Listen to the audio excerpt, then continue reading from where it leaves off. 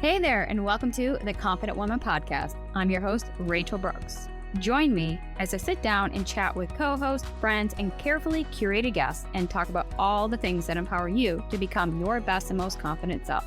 So, let's get started.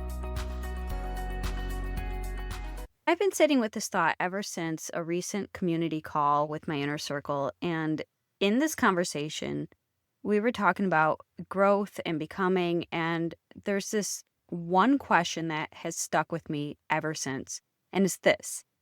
What do you actually do when you're in the middle of it? And I mean the waiting, the trusting, your relationship with God when you don't understand what He's doing. It's the growing process and all the growing pains that come with it. Because we talk so much about becoming and transformation, but we don't always talk about what it actually feels like while it's happening, while we're in the middle of this messy middle. So when we talk about becoming, we tend to think it has this clear starting line and a clear finish line. And like one day you're the old version of yourself and the very next day you're this brand new one. That'd be amazing if we can just go from A to B real quick.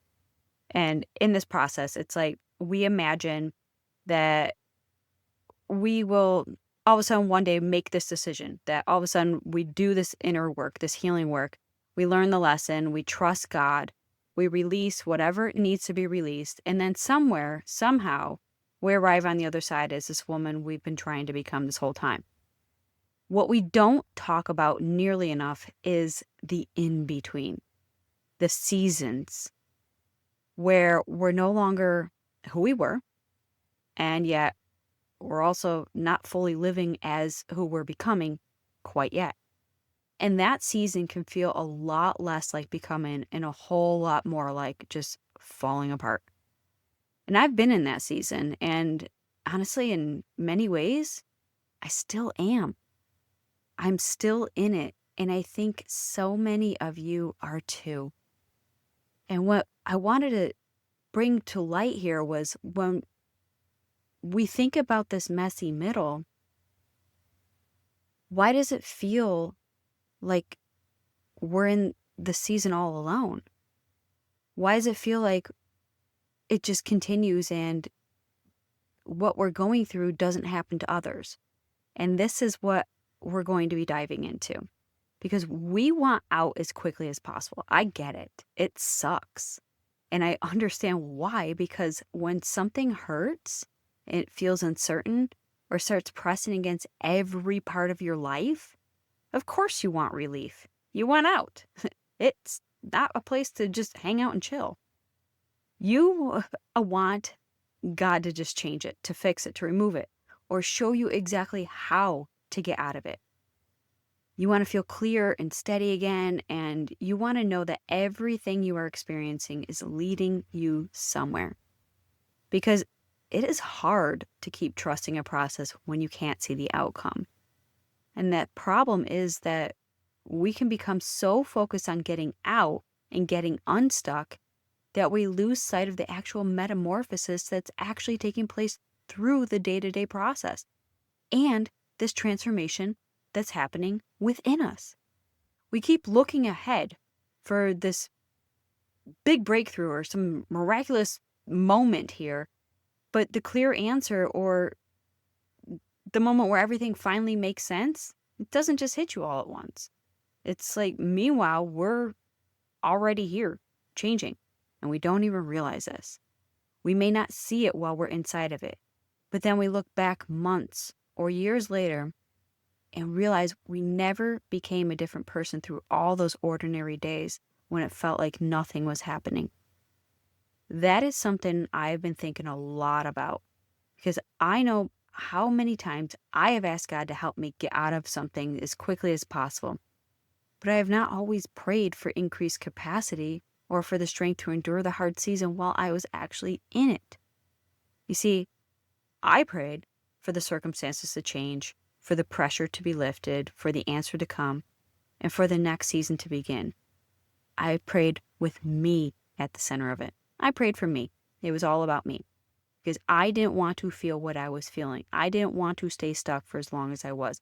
I didn't want to continue going through this hard season without any clarity or answers. But the thing is, I'd never asked God what He wanted, what He was trying to develop within me while I was waiting. So, how much of our patience is being tested in these seasons? We pray for the things we want, but not actually what we need. So, how much patience He was trying to grow in me was just wild, because apparently I had patience of a gnat.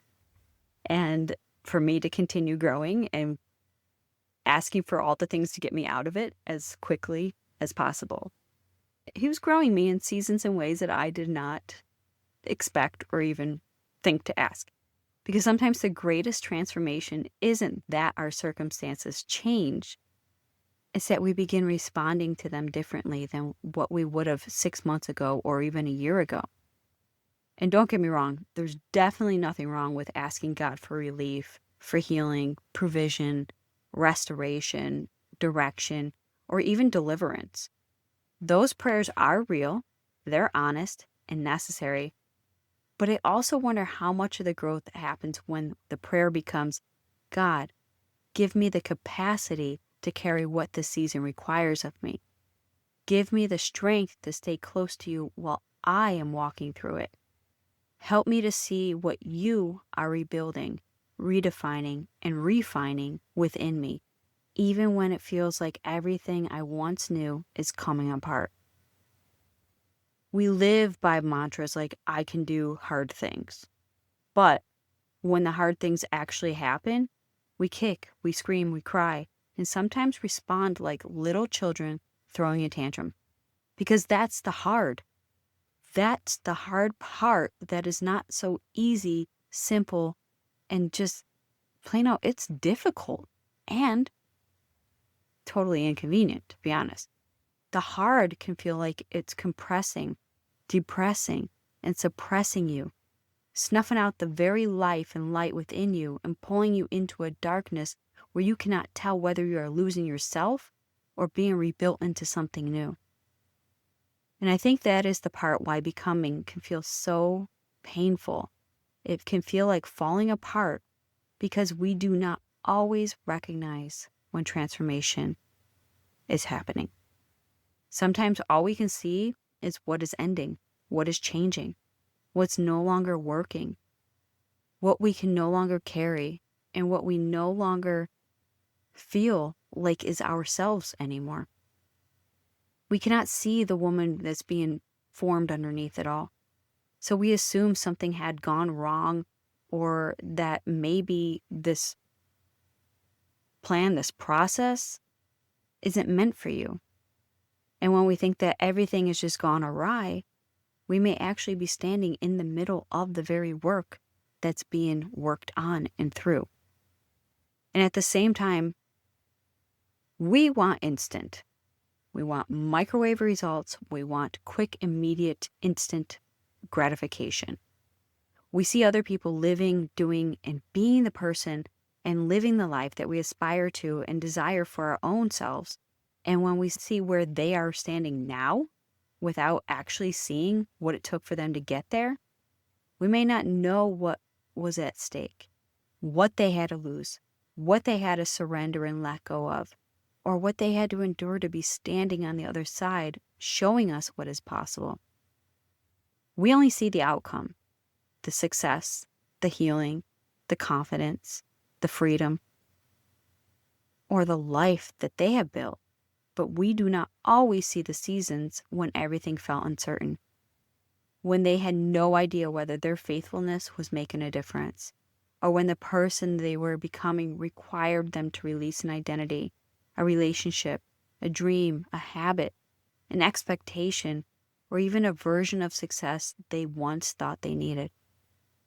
There is a cost to becoming, and that does not mean the outcome is not worth it. It simply means the process usually asks something of us before it reveals what it is that's being created within us. Sometimes it asks for patience. Sometimes it asks for surrender. And sometimes it asks us to release control familiarity, certainty, and the version of ourselves that knew how to survive the old life but cannot lead us into this new one. This is also why I think we have to be careful with the way the world sells the idea that you can do hard things. Because yes, you can do hard things, and I believe we are far more capable than we often give ourselves credit for. But when the entire message becomes about what you can do through your own effort, power, mindset, discipline, or strength, all of the pressure gets placed right back onto you. You have to make it happen. You have to hold it together. You have to figure it out. You have to stay positive, remain strong, and keep pushing until you somehow force your way through. Eventually, that kind of strength can make the fight feel futile, because there are things we cannot heal, we cannot carry, we cannot change, or overcome through our human strength alone. That is why Philippians 4:13 matters so much when it says, I can do all things through Christ who strengthens me. It is not simply telling us that we are powerful enough to do anything we decide to do. It is reminding us where the strength comes from when our own strength is gone. It is through Christ that we receive the strength, the courage, confidence, wisdom, and endurance to keep going through the things that feel impossible. And Matthew 19:26 says, humanly speaking, it is impossible, but with God, everything is possible. Humanly speaking, there are seasons that are impossible to understand, carry, or overcome on our own. And admitting that doesn't make us weak. It brings us back into relationship with the Creator, Maker, and Sustainer, who is already within us and walking with us through the very thing we keep trying to escape. You see, the world will sell and tell you all the things you can do for yourself, through yourself, and by yourself.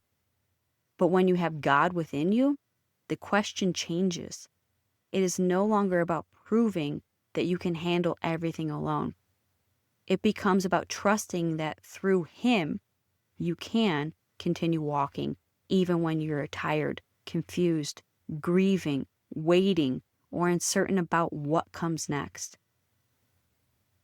I'm learning that this in-between it's not a problem that I can rush through or solve with the right strategy. It is a process that requires trust, and the discomfort is not always a sign that I'm off track. Sometimes it's in the natural pressure of growing beyond a life, an identity, or a version of myself that no longer has the capacity to hold where God is leading me now. And maybe this season feels like falling apart because something within you is coming apart. And maybe that is the part of the rebuilding that we're not accustomed to. Maybe the old way of surviving, proving, pushing, performing, and holding everything together has reached their limit.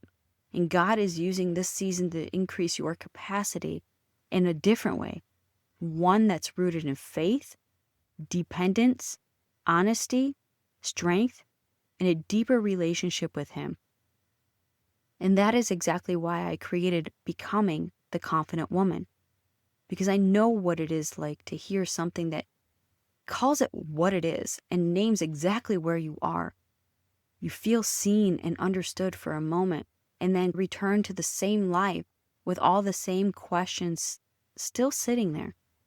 Hearing the truth can create the first opening, but then you need somewhere to stay with what surfaced and keep working through it, especially when the old identity is coming apart and you do not yet trust the woman who is beginning to emerge.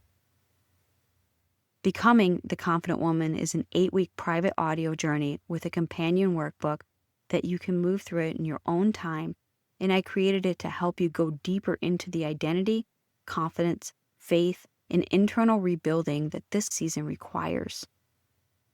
There is a cost to staying where you are because you are waiting to feel ready, waiting to feel certain, or waiting until everything finally makes sense again, especially when you already know the same version of yourself cannot keep leading what comes next. If you know this is where you are and you're ready for somewhere to keep going with the work instead of returning to the same patterns, same story, same narrative, you can learn more in the show notes below. And if you are still trying to understand where you are in this becoming journey, I have a link to a free becoming quiz also in the show notes below. You may not be able to see the full transformation while you're living through the ordinary days of waiting and trusting. But one day, you may look back and realize that the woman you were praying to become was being formed through the very moment in the everyday that you thought nothing was changing. That's the in-between, and that part is not wasted. It is where the becoming actually happens. And you've got this because he's got you. So until next week, take care and God bless. Hey there. Thank you so much for joining me on today's episode of the Confident Woman Podcast. If you enjoyed today's episode as much as I did, please be sure to like, subscribe, and leave us a review. Thanks again for listening.